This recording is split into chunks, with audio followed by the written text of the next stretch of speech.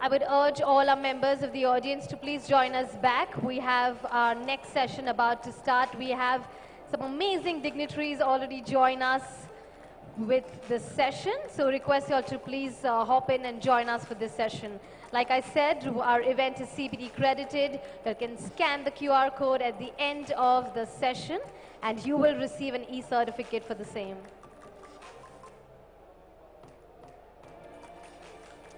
All right, and we're about to begin with our next session, ladies and gentlemen. But before I get to invite our dignitaries on stage, let me just set some context of what's in store for this session.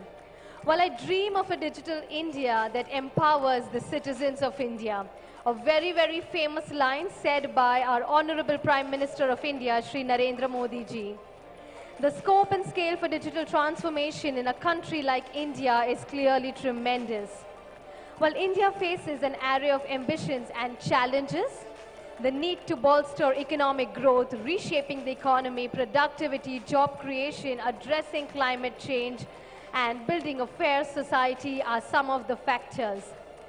But you know what? All of them have one thing in common, ladies and gentlemen. However, the path towards the progress is Digital India. Digital is at the heart of addressing multiple core needs in one go that I just spoke about. Ladies and gentlemen, it's in fact time we have this stage set for a conversation, for a very spellbinding fireside chat coming up.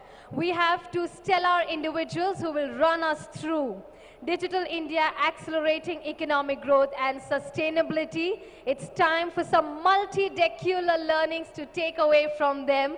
So first up for this session, may I please invite an individual who was the principal economic advisor to the finance minister till 5 years, till February 2022, and the co-chair of G20's framework working group.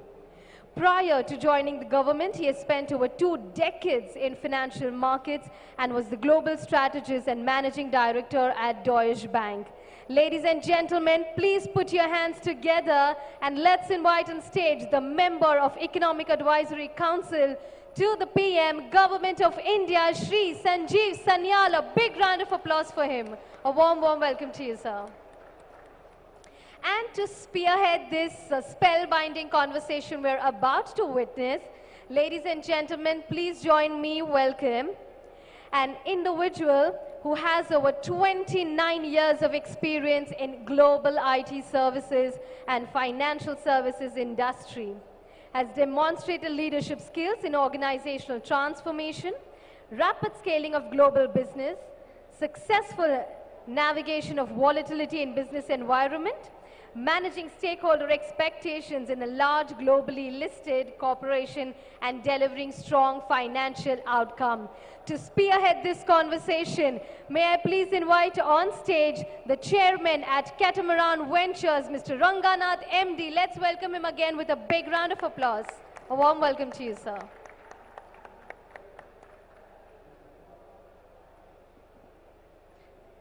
Over to you, sir, to take this conversation ahead. Thank you.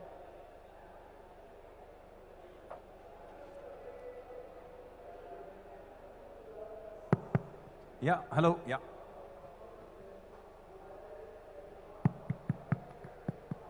Can you hear me? Yes, everybody can hear you. Okay, good. So, Mr. Sanyal, very warm welcome to this fireside chat.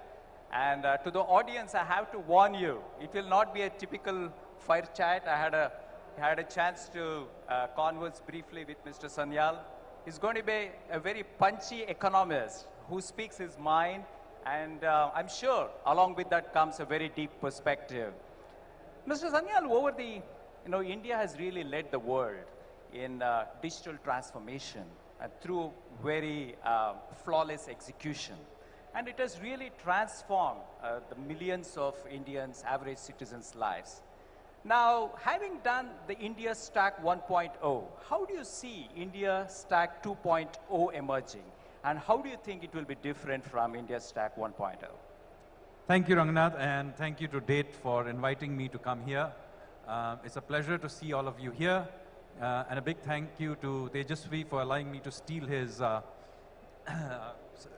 handkerchief which looks very cool, so he's not getting it back now. Let me say that the India stack approach is a particularly interesting one, so let me explain why. You see, India is quite unique in having thought about certain kinds of digital assets as being public goods, as opposed to private goods. So what happened is that we created this layer of technology as commons, so to speak, whether it is the JAM Trinity and various, the UPI payment system, whatever. Yeah. These things as essentially public goods, provided it free, and allowed India's entrepreneurs, innovators, technologists, etc., to take it to the next level. Now the question then arises that given the success of Stack 1.0, what can we do about 2.0? What are the digital commons that we can invent? So I'm going to talk about one, which I'm passionate about. I'm sure there are others, and I don't want to get into a long discussion on it. But I'll give you an example of one really interesting thing we can do in the 2.0, which is to essentially create a three-dimensional digital twin for the whole country. So let me tell you how this would work. Let's take a city like Delhi. Let's say we create a complete three-dimensional digital twin. Now remember, we already have a two-dimensional digital twin in terms, well, Mapples, Google Maps. These are all actually two-dimensional digital twin. But if we had a three-dimensional one, it will allow you to do some incredible things. For example, we could map all our underground and even above ground utilities onto this. We could map, for example, every single building, every single tree. And we could map all our property rights into it.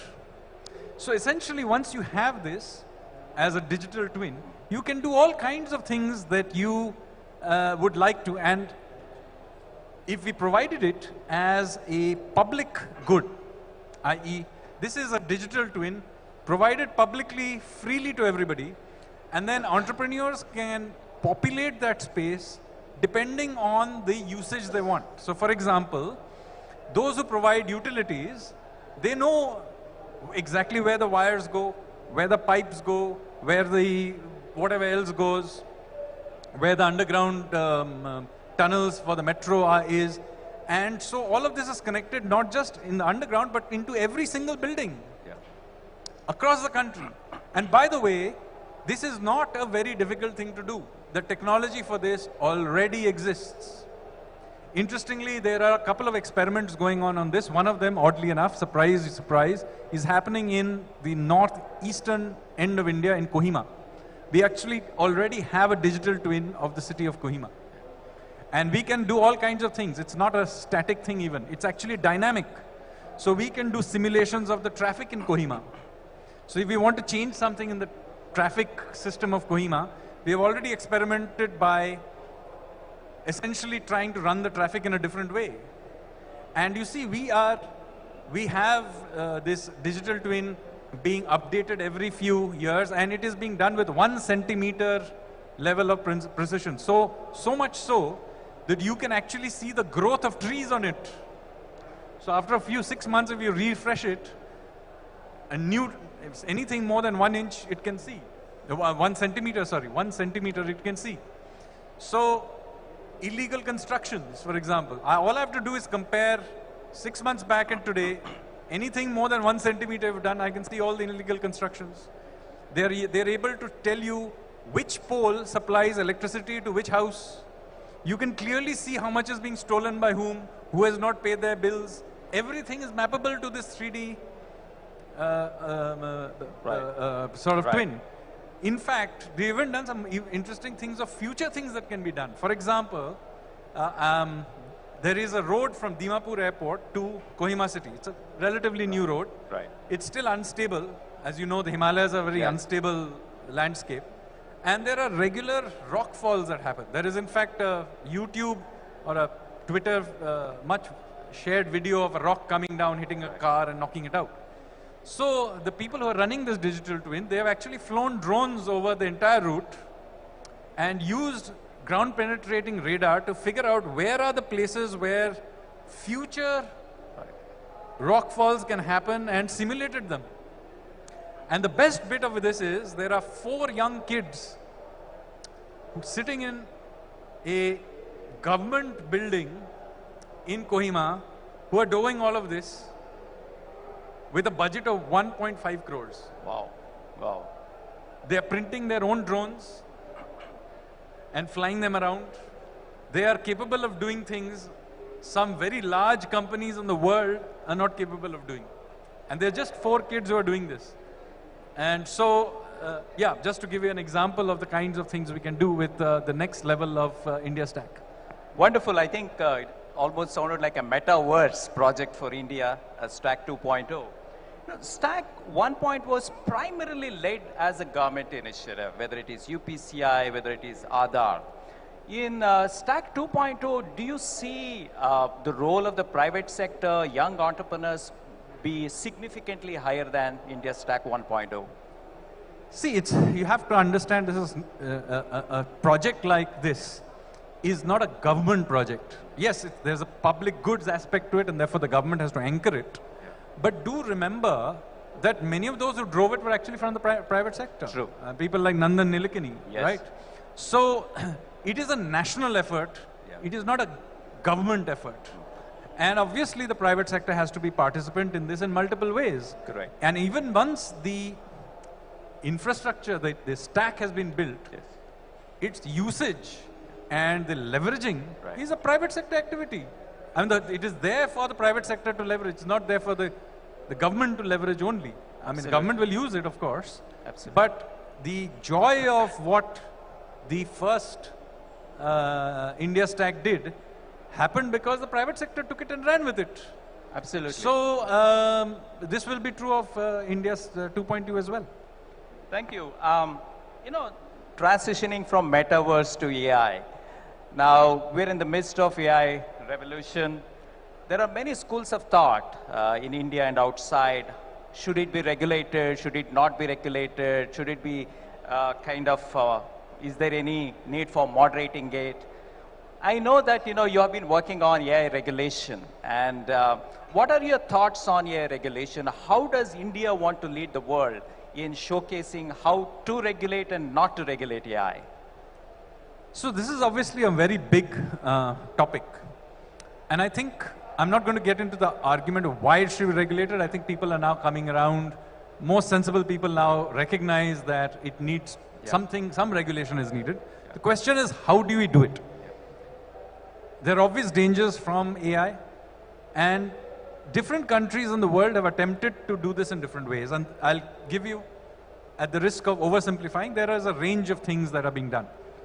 So one end of the spectrum is the US-UK approach, which is largely a laissez-faire approach to regulating. Basically, it's self-regulation.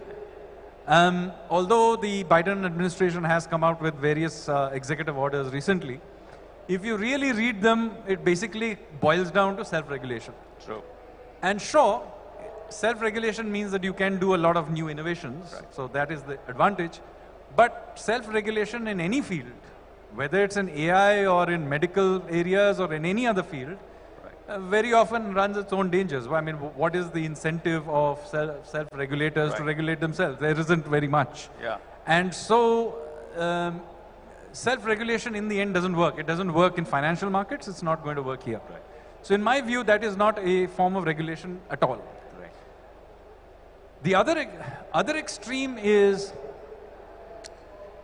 entire state control as being the form of regulation.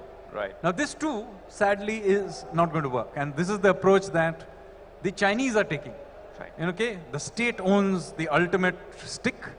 Right. You're going to use a bureaucratic system to, stamp its authority on the AI system. And let me tell you, this too will fail for the same reason, that because there is no reason why a bureaucratic system will be able to keep track of this any more than it was able to keep track of the Wuhan virus. Right, right. After all, by all indications, the coronavirus was a lab leak. Right. And if that is what it was, well, the same control systems that couldn't, I'm sure there were control systems in the Wuhan lab, but they failed. Yes. This will also happen here. Right. Right? Just when you want it to succeed, it will fail. Right. Then there is a third approach which the Europeans are trying to do, which is somewhere in between the two. Here they are trying to impose top-down regulation bureaucratically, but not the kind that the Chinese are doing. So their approach is that we will do a top-down regulation, but what we will do is we will have an ex-ante the tightness of regulation will be based on ex-ante assessment of risk. I see. So it's risk-based approach. Correct. Now here, I can understand that civil servant sitting in Brussels can tell that, you know, you don't want AI to run your nuclear weapons program. Yeah, that's obvious. But beyond that, very quickly you will run out of ability to tell what to do. Yes. Because the fact is that AI is, the evolution of AI is a complex adaptive system. Right. There are butterfly effects, unintended consequences, it can go in any direction. Right. The fact is that you cannot tell where this is going. Right. So this risk-based system is based on some genius ability of Brussels technocrats to be able to know where this is going to go, which they can't do by definition.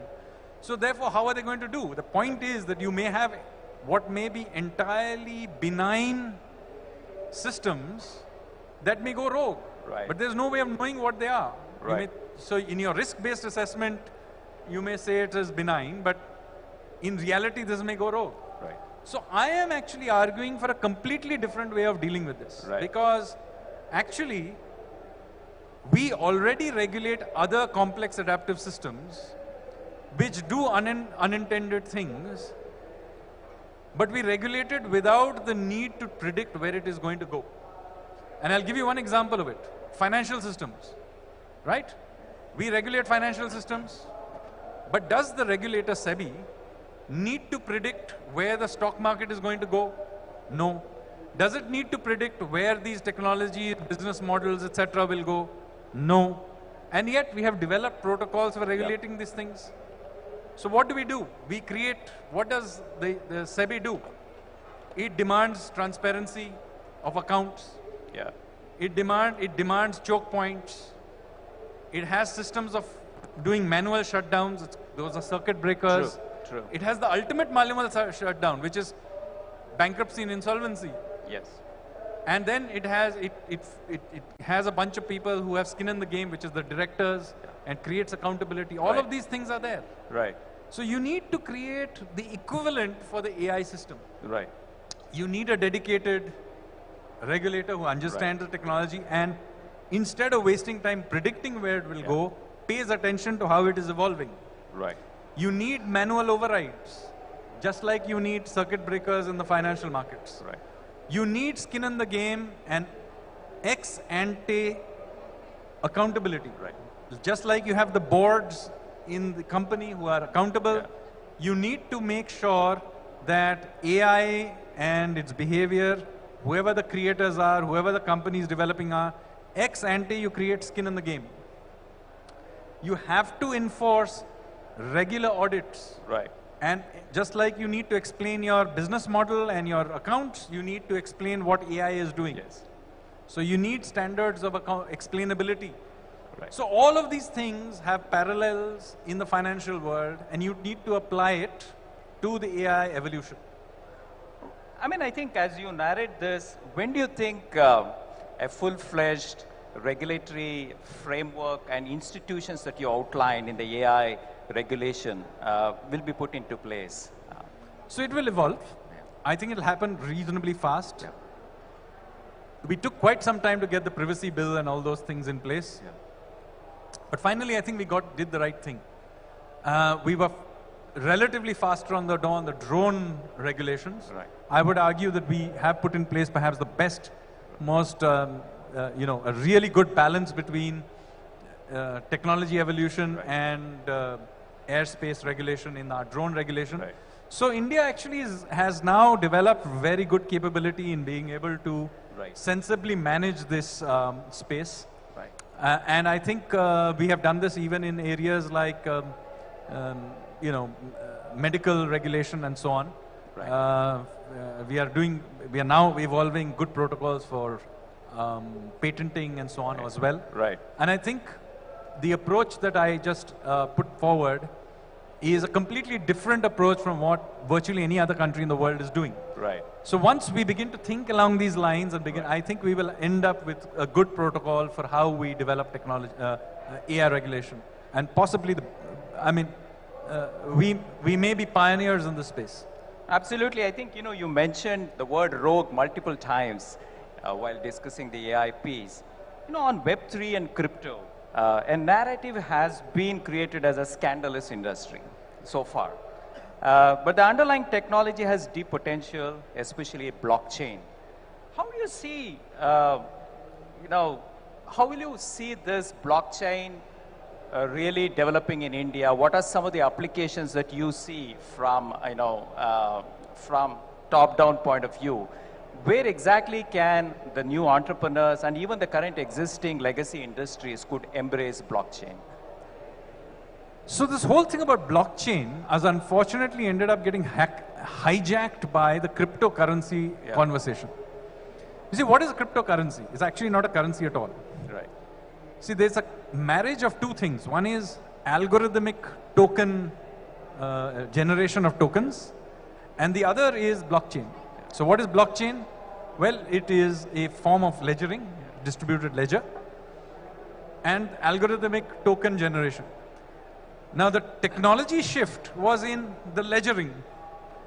Algorithmic token generation is nothing very new. I mean, you can generate, somebody creates an equation, based on that equation you generate tokens. You can also generate any other thing with it. There's nothing particularly new. And unfortunately, marrying the two, people began to claim that the algorithmic token generation was the innovation. It's not. Correct. I mean, there are many ways of generating tokens using some equation. I mean, I can create a simple one that we will today generate, we will issue the number of tokens depending on what today's date is, right? Today's date is X day of this month of this year, and so many tokens will be. Now, that is an algorithm you can't break. Right. And you can exactly tell how many tokens will be issued into the far future. Yeah. Right? But that doesn't mean it's an innovation. Correct. So my view is, therefore, people were unfortunately confusing these two. Right.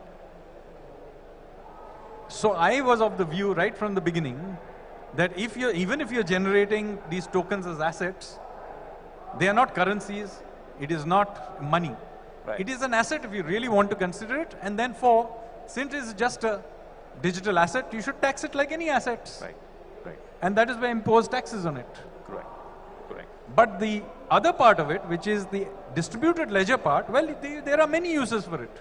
Right. It's a ledgering system. You can keep track of cows with it if you wish. Right. But as far as a digital currency is concerned, my view is you can also you can keep track of the rupee with it also. Right. So we issue the rupee in many formats. We issue it as a coin. You issue it as a note in paper. You issue it as already in digital electronic format in your bank account, in a wallet.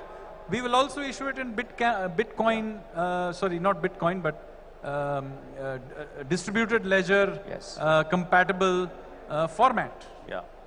But it will still be a rupee. Yeah. It will still be issued by the central bank. Yeah. It will be a central bank issued digital currency. Right. But it's still a rupee. Right. All that is happening is that it is now compatible to a distributed ledger. Now this allows you to do something special because unlike with a normal rupee which is fungible across all uses, this rupee can give in certain characteristics that, it will be like taking a note and saying that it can only be used for X, Y, Z. Or you can keep track of its usage, for example, for trade finance. Right. There are certain uses for it. You can also do other things. I mean, for example, you can give out education vouchers with it and other things. But it's still a rupee. Right. Right. It's not a new token. Correct. So given that that is the context, I would say that there are uses for blockchain technology, but please do not confuse it with cryptocurrencies. Right. No, thank you. Just today on everybody's mind everyone's mind is really, as India kind of transitions to a 5 trillion or 10 trillion economy, how does India achieve its energy independence? I know there are many initiatives from the government and also from the private sector on hydrogen cell and finding alternative to lithium and so on and so forth. What do you think should be the focus of India, purely from technology standpoint, over the next 4 or 5 years, purely from energy independence standpoint? See, the gods have unfortunately not blessed India with hydrocarbons. So we have relatively little petroleum and gas. We have a little bit of coal. It's not the best quality, but we have some of it. But even that will not suffice for the uses we want. So for India to want to move on to alternative energy sources is not merely because it's good for the environment and so on. From a purely economic, commercial perspective, we need to move on because the gods have blessed India with lots of sunshine, but not much natural gas. Right. Okay? So let's be very clear on this. Now comes the question is, what do we do with this? How do we take advantage of this? And okay, let's take solar, for example. Now, we have lots of sunshine, but the problem with solar is the obvious one. You have cloudy days, you have to use it at night and so on. Even here, the gods have been very kind that our energy uses spike in summer when we get most sunshine, so we can use it the most. But even then, what do you do at night? Right. And what do you do for the 2-3 weeks of height winter where also we get another spike because of needs for warming? Yeah. So what do you do? So here comes the issue of storage, which is really the biggest. I mean, there is the problem of generation, but the real big problem for us is the problem of storage. Yeah. Now here, you mentioned lithium. Oddly enough, India actually has lots of lithium. We have just discovered lots of it in various parts of the country. Yeah. Jammu Kashmir also, but in other places as well. Even Nagaland and other places has lots of it. The problem is that lithium is actually not a very efficient way of storing electricity. Its main advantage is that it is light. So it is a useful thing for mobile storage, i.e. for things that you want moving around. So yes, for a car, your mobile in your pocket, it's a useful thing. But storage of mass scale energy, which is what you need to power, say, this building, is actually not a sensible thing to do, use lithium. You need some other way of doing it. Now, one of the ways of doing it is to use green hydrogen. And that is something we have done a huge bet on. As a country, we are betting heavily on it. Yes. Now, I'm not certain that that will necessarily be a success. We can't be. But that's the risk we have taken as a country. We are probably now, in terms of static hydrogen, static storage, at the cutting edge of this hydrogen technology. You know, our largest companies are investing in it. Tata's, Ambani's, Adani's. Everybody is heavily investing into this technology. Let's see what happens. There are other technologies as well. There is, you can also look at ion technology. Too heavy for carrying around, but for static storage may be okay. Similarly, there are a whole debate on how to generate electricity, which is not linked to weather. For example, nuclear. I am a big believer that we should continue to pursue nuclear as being an additional form of energy. And certainly for the transition, we need to keep old energy alive as well. So I do think that we need to keep our thermal plants going for some time. We need to keep exploring in India. We need to continue to have relationships with suppliers of energy of all kinds, whether it's Australia or the Middle East. So for the time being, we need to maintain a mix. But the future has to be in areas where we have some sort of an advantage. As I said, sunshine is an advantage we have. But we also need to look at nuclear energy, particularly given that we are one of the few countries which have thorium. And we need to really get our act together on exploiting thorium as well. Thank you. I know the time is flashing here, but I would like to give an opportunity to the audience to ask any questions to Mr. Sanyal. Can we pass the mic, please? I can see one hand. There's a lady there on the extreme right, and then if you can get a mic to her. Yes. And there's a gentleman there as well. So, mic to the lady there. As they pass the mic. Why don't you stand up so people can see? Yeah. Yes, we can please. get a mic to the lady there.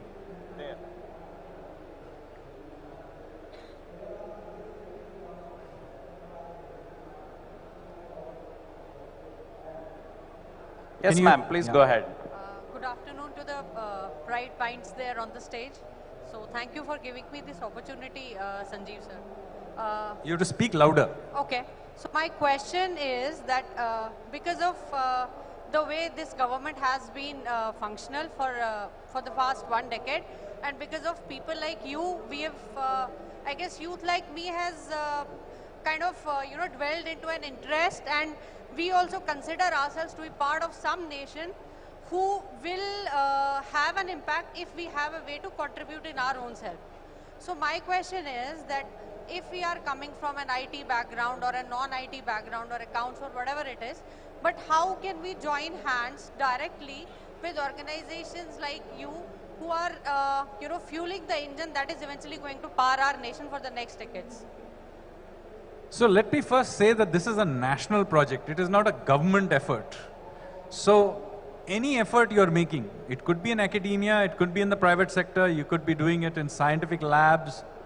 I don't know you personally, so I can't comment on what you can bring to the table, but look, this is a national effort. And putting in that effort anywhere in the system is good. You don't have to come into the government to necessarily be a part of this journey. Secondly, even if you think that there is something the government is can participate in it, well, my doors are always open. You can come yourself, or you can bring in, you can route it through. There are lots of organizations, iSpirit, NASSCOM. There are companies that are willing to sort of provide you a platform. There are various IITs and other institutions. So however you wish, bring these issues up, talk about them loudly. There's always a lot of, the only thing I would say, look, the important thing is that you have to stand up and speak up, because we are a noisy country. So if you do not speak up, don't blame anyone for not hearing. Because I'm literally overwhelmed with information of all kinds. I mean, this is just technology. I have everything from culture to sports to fisheries that I am getting feedback on, right? So you have to speak up. Don't fear that somehow we'll feel bad if you criticize government or not. No, we need that feedback. If you're doing something stupid, tell us. We'd rather hear it for you before than after. So be a part of that journey. And as I said, you can contribute to it anywhere you are in the country. Okay, sir. Thank you. Thank you. Anyone else like to ask question to Mr. Sanya? Yes, please. So we'll be able to take one last question in the last interest of question. Somewhere on time. this side, there's somebody wanted to say something. Anyone? No? You wanted to ask question, or you Yeah, raising give your it to the hand? gentleman Yes. there. This gentleman, please. With the camera, yeah.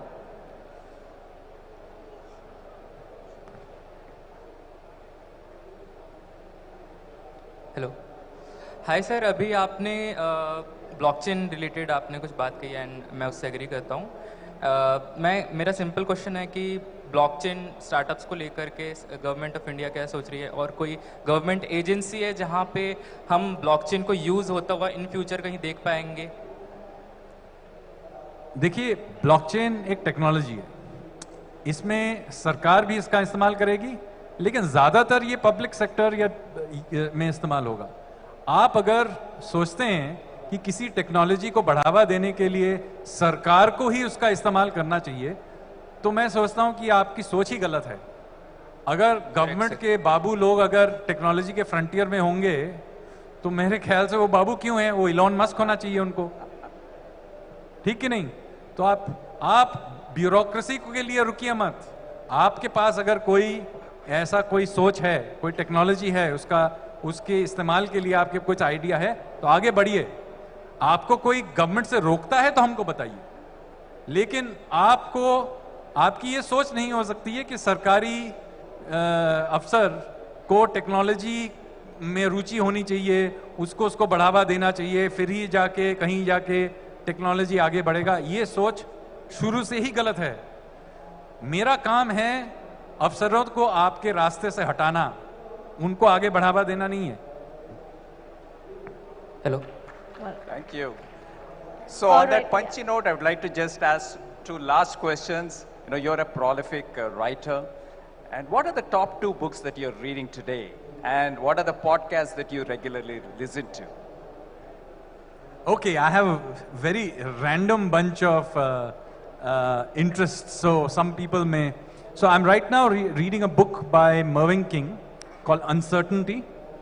And so it's a book he wrote about the problem of policy making in a world that is complete uncertainty. So he, of course, talks about his experience of managing the Bank of England during the 2007-8 crisis. And I myself have had experience of managing the economy through the COVID years and the banking cleanup and all of that of the recent years. So I was reading it because it's quite interesting, because I'm getting to read the mind of another policymaker as he went through that journey and comparing notes to my own experience of a somewhat different crisis, but still the problem of making decisions when you have a complete fog in front of you. Right. So that's one book I'm reading. Other than that, what do I watch? When I'm very late at night, I like watching these videos made by, and it's particularly popular abroad, but in India as well, on various forms of war tactics. Okay. Going back to ancient times to modern. So there is these bunch of people who use animation and other things, and they animate ancient wars, and they show what are the tactics used to win different wars of history. Right. And then it's quite interesting. I love watching them, because it's quite interesting to see how people have thought about, the Hannibal won the Battle of Cannae, or how did, Napoleon win a certain war? What was he thinking? What was the other guy thinking? So I like doing that. That's great fun. Thank you. I'm sure your next book will be on the war tactics, my guess is. Thank Mr. Sanyal to share your deep perspectives on variety of technology aspects as a policymaker lens. And it has been my pleasure hosting you today and interacting with you. Thank you very much. Thank you. Thank you. Can we have a big round of applause for indeed a spellbinding conversation that we witnessed? Thank you so much, Sri Sanjeev sir, for sharing your insights and for your benign presence at Date 2023. And Mr. Ranganath MD for beautifully spearheading that conversation. Would request you all to come together for a group photograph ahead.